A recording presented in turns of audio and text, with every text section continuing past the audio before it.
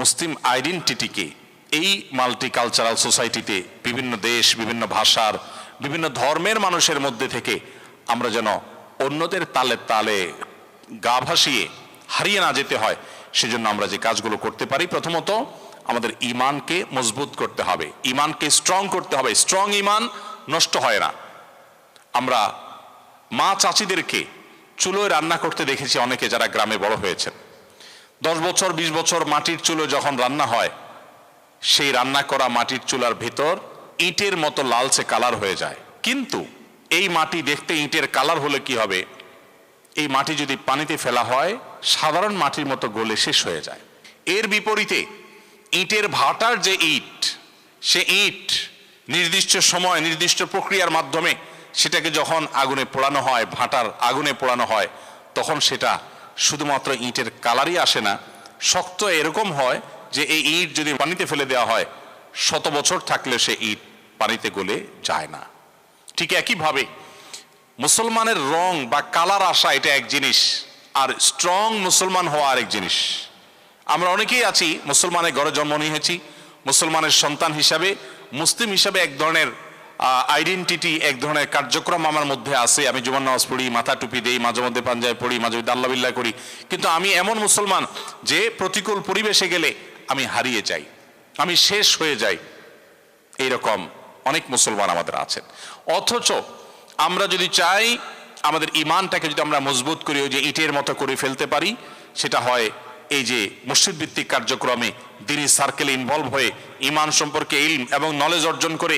ইমাম সাহেবরা এখানে বিভিন্ন কোর্স করেন, আমি জানি কোরআন শিক্ষার কোর্স আছে, আরবি ভাষা শেখার কোর্স আছে, এবং ইসলাম শেখার জন্য বিভিন্ন রকমের হালাকা, বিভিন্ন রকম আয়োজন হয়, আমি জানি 2 দিন 3 দিন ব্যাপী রাত্রি যাপন হয় বিভিন্ন মসজিদে, আমি জানি বিভিন্ন প্রোগ্রাম হয়। এগুলোর মধ্য দিয়ে ঈমানকে যদি আপনি মজবুত করতে পারেন, তাহলে সেই ঈমান হবে ইটের মতো। যত প্রতিকূল পরিবেশে যান, আশপাশের লোক যতই অন্য ধর্মের হোক, অন্য বিশ্বাসের হোক, তারা যতই শিরকে লিপ্ত থাকুক, আপনি সেফ থাকবেন ইনশাআল্লাহ। এজন্য ঈমানকে মজবুত করা। নাম্বার 2, ইসলামের বেসিক নলেজ অর্জন করা, ইসলাম সম্পর্কে জানা। ইসলাম শুধুমাত্র পরিচয়ের জিনিস না যে আমি মুসলমান, মুসলমানের সন্তান, এটুকুর মধ্য দিয়ে ইসলাম পরিপূর্ণ হয় না। ইসলামকে পরিপূর্ণ করার জন্য আমাদেরকে যেটি করতে হবে তা হলো আমাদের ইসলাম সম্পর্কে জানতে হবে, ঈমান সম্পর্কে জানতে হবে। এটার জন্য এখানে অনলাইনে অফলাইনে যে সমস্ত কোর্স আছে সেগুলো আপনারা করবেন, এবং বিভিন্ন বই পুস্তক আছে সেই বই পুস্তকগুলো আপনারা পড়তে পারেন, যাতে করে ইসলাম সম্পর্কে জানাটা সহজ হয়। 3 নম্বর হলো যেই কোনো পরিস্থিতিতে নামাজ আদায় করা। 5 ওয়াক্ত নামাজকে জীবনের সবচেয়ে গুরুত্বপূর্ণ বিষয় হিসাবে স্থির করা এবং ধার্য করা। কোন অবস্থাতে নামাজকে দুর্বল না করা বা নামাজ না ছাড়া।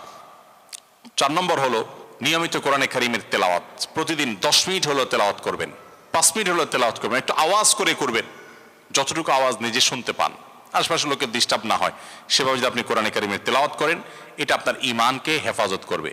ভালো হয় কোরআনের অর্থ সহকারে বুঝে অনুবাদ কোরআনের কোনো কপি তেলাওয়াত করলেন এবং অর্থ সহকারে বুঝলেন। দিনে 5টা আয়াত হোক, 10টা আয়াত হোক, 5 মিনিট হোক, 10 মিনিট হোক, আপনাকে কোরআনকে সময় দিতে হবে। এরপরে সকাল সন্ধ্যার দোয়া জিকিরগুলো আদায় করতে হবে। 5 নম্বর হলো দিনদার মুসলিম সোসাইটি, যারা খুব সিরিয়াস।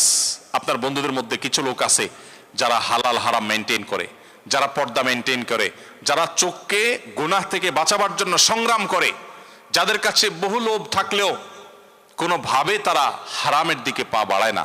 এই মানুষগুলোকে খুঁজে খুঁজে আপনি বন্ধুরূপে গ্রহণ করতে হবে। আল্লাহ বলেছেন, ইয়া আইয়ুহাল্লাযীনা আমানুত্তাকুল্লাহ ওয়া কুনু মা'আস সাদিকিন, হে ঈমানদাররা তোমরা মুত্তাকি হও, তাকওয়া অবলম্বন করো এবং সত্যবাদীদের সাথে থাকো, ঈমানদারদের সাথে থাকো।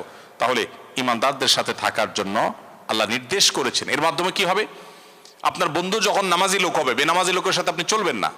যে জুয়া, যে ক্যাসিনোর সাথে জড়িত, যে হারামের সাথে জড়িত, আপনি তাকে বন্ধুরূপে গ্রহণ করবেন না, বরং তার থেকে দূরে থাকবেন।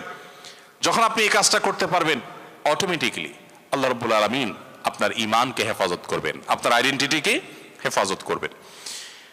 এরপর মসজিদগুলোর কথা বলেছিলাম, যে মসজিদগুলোর সাথে যদি আপনি ইনভলভ থাকেন, মসজিদগুলোর সাথে যদি আপনি জড়িত থাকেন, যদি মসজিদগুলোর বিভিন্ন আয়োজনের সাথে, এই যে শহরি মসজিদে প্রোগ্রাম করছে, আমি জানি আশপাশে বিভিন্ন মসজিদে বছর বিভিন্ন ইসলামিক প্রোগ্রাম করছে, এই মসজিদগুলোর আয়োজনের সাথে যদি আপনি ভলান্টিয়ার হয়ে যান, সেখানে আপনি সময় দেন, অর্থ দেন, পরামর্শ দেন, শারীরিকভাবে পরিশ্রম করেন, বিভিন্নভাবে আপনি যদি এঙ্গেজ হয়ে যান, ইনশাআল্লাহ বিইذনিল্লাহ আপনি আপনার ঈমান আমলকে হেফাজত করতে পারবেন এবং সেভ করতে পারবেন।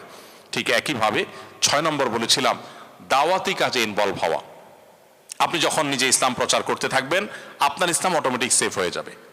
দেয়ালের দিকে যখন মানুষ ফুটবল মারে, তখন সেটা নিজের দিকে আসে। আপনি যখন আরেকজনকে নামাজের কথা বলবেন, আপনার নামাজ পড়ার দায়িত্ব আরো বেশি বেড়ে যাবে। আপনি যখন একজন মানুষকে মসজিদে আসার জন্য আহ্বান করবেন, আপনি বাসায় শুয়ে থাকতে পারবেন না নামাজের সময়। সো আপনি ইসলাম প্রচারের কাজ করার জন্য একা একা পারবেন না। কোনো প্ল্যাটফর্ম, যেই কোনো দাওয়াতি প্ল্যাটফর্ম, দাওয়াতি সংগঠন, যেটাই আপনার ভালো লাগে সেটার সাথে আপনি জড়িত হয়ে যান, সেখানে সময় দেন, সেখানে উঠা বসা করেন, দেখবেন আপনার ইসলাম চর্চা করা আপনার জন্য সহজ হবে, ইজি হবে। সর্বশেষ হলো ঈমান আমল রক্ষা করা শেষ যুগে ভাই বড় কঠিন।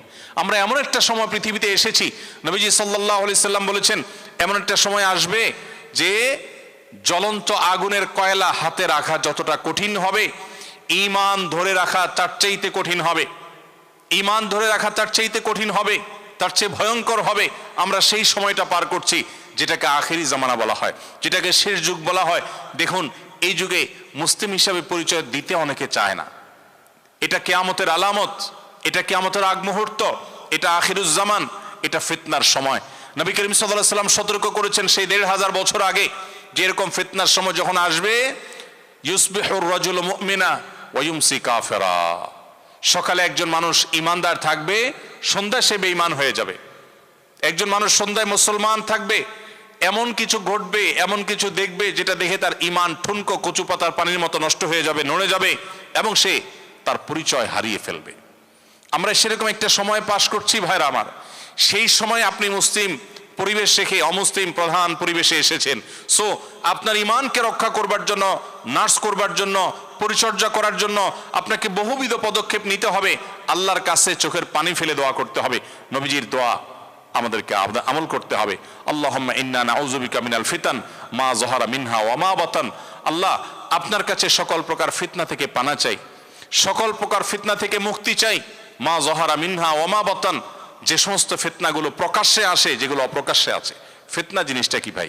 ফিতনা হলো ধোঁয়াশা, ফিতনা হলো বিভ্রান্তি, ফিতনা হলো সেই বিভ্রান্তি যেটার মধ্যে আমরা হারিয়ে যেতে পারি। আমরা যেটাকে মনে করেছি পানি, সেটা আসলে মরীচিকা হতে পারে। আমরা যেটাকে মনে করতেছি সুখের মাধ্যম, সেটা আমাদের ধ্বংসের কারণ হতে পারে। এটাকে বলা হয় ফিতনা। আখেরি জামানাতে এই ফিতনা পরিচিত হবে কত বেশি। নবীজি বলেছেন যে আকাশ থেকে বৃষ্টির ফোঁটা যেরকম পতিত হয়, ফিতনা এইরকম ছেয়ে যাবে কাওয়াকাইল মাতর। তিনি বলেছেন যে রাতের অন্ধকার যেরকম রাতকে ছেয়ে ফেলে, সবকিছুকে ছেয়ে ফেলে, অন্ধকার যেরকম ঘরে বাহিরে সব জায়গায়, সন্ধ্যা হলে রাত হলে অন্ধকার হয়ে যায়, ঠিক একইভাবে কিয়ামতের আগে শেষ যুগে ফিতনা সব দিকে ছেয়ে যাবে। মুসলমানের সন্তান ঈমান হারা হয়ে যাবে সামান্য একটু পয়সা কড়ির জন্য। নিজের সন্তানকে একটু ভালো কেরিয়ার গড়ার নাম দিয়ে তাকে এমন শিক্ষা প্রতিষ্ঠানে দিবে যেখান থেকে তার মুসলিম আইডেন্টিটি নষ্ট হয়ে যেতে পারে। তো এরকম ফিতনার সময় নিজেদের ঈমান আমলকে বাঁচাবার জন্য আল্লাহর কাছে দোয়ার কোনো বিকল্প নাই। আল্লাহুম্মা ইন্না নাউযু বিকা মিনাল ফিতানি মা যাহারা মিনহা ওয়া মা বাতান। আল্লাহ রাব্বুল আলামিন আমাদেরকে এই যে 7টা আমল, এই 7 আমলের মধ্য দিয়ে, 7টি কর্মসূচির মধ্য দিয়ে আমাদের ঈমান আমলকে প্রতিকূল পরিবেশে আমাদেরকে রক্ষা করার তৌফিক দান করুন। আস-সুন্নাহ ফাউন্ডেশন, উম্মার স্বার্থে সুন্নাহর সাথে।